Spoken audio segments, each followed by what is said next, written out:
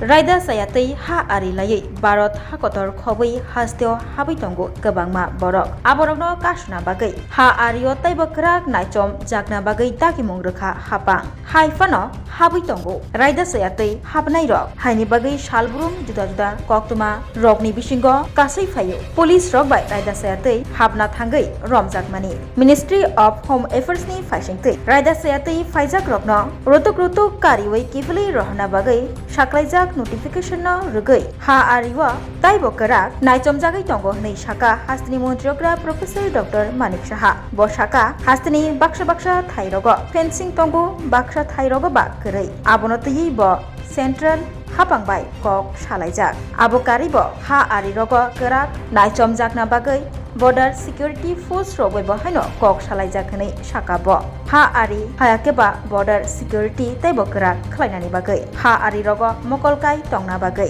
Border Security Force Simia Agency rogboi bo kok salajak nei saka hastini montriokra tei abo karei detention camp rogbo haino khlaijaka aboni bagai romjagai bo tongo tei romjagai report ni samung rogbo haino ongi tongo tabo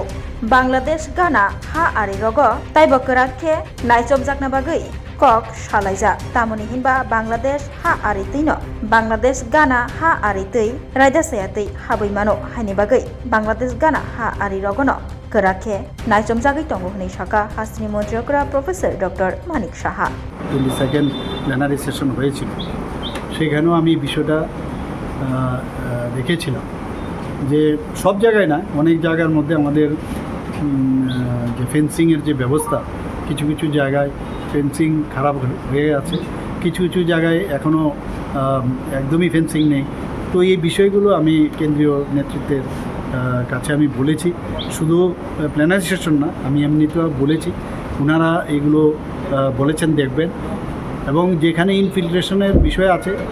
আমি border security force থেকে আরম্ভ করে অন্যান্য যেসব agency আছে তাদের সাথে আমি কথা বলেছি